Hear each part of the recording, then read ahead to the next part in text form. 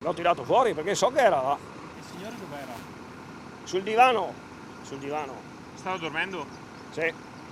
Quindi No, era un po' intontito, no, si era un po'. per il fumo magari.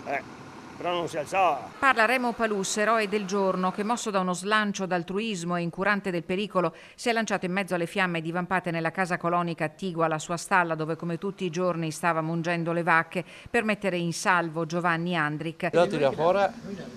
Coraggioso anche però, Dio, bisogna dare sempre piccola. Ho visto che rende attento da tirare fuori sto Giovanni, lo porta fuori là. Ed era tutto massacrato, sangue che ignora per tutti i cantoni. Come che le è successo non so proprio, perché. L'anziano di 79 anni versa in gravi condizioni al centro grandi ustionati dell'azienda ospedaliera di Padova in prognosi riservata, ma non sarebbe in pericolo di vita.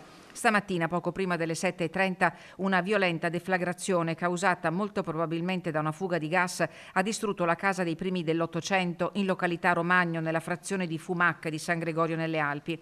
Remo Palus ha trovato Giovanni Andric accasciato sul divano, privo di sensi e con ustioni diffuse. L'ha caricato di peso e trasportato in giardino. I sanitari dell'eliambulanza del SUEM di Treviso e quelli dell'ambulanza di Feltre hanno prestato le prime cure al 79enne, che è stato intubato e trasferito a Padova. L'allarme è stato lanciato dal nipote dell'anziano. L'allerta è arrivata alle centrali del SUEM 118 e dei vigili del fuoco arrivati da Belluno e da Feltre, anche con il supporto dei volontari. L'abbiamo soccorsa subito, c'era il nostro collega che abita qua vicino, che è venuto anche prima di noi, diciamo, e ci ha dato indicazioni su come intervenire. I pompieri sono stati impegnati a lungo per circoscrivere l'incendio e per mettere in sicurezza ciò che resta della casa colonica, completamente distrutta. Abbiamo cercato appunto di spegnere questo incendio, soprattutto confinandolo che non invada le parti laterali, destra e sinistra, delle tre abitazioni.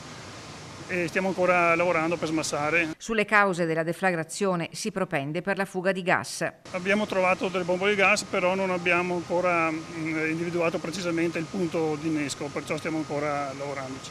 Ogni elemento è stato raccolto per le indagini. A Fumac di San Gregorio sono arrivati anche i carabinieri e il personale tecnico del comune. Il pensiero ora è rivolto a Giovanni Andric. La comunità intera è in apprensione.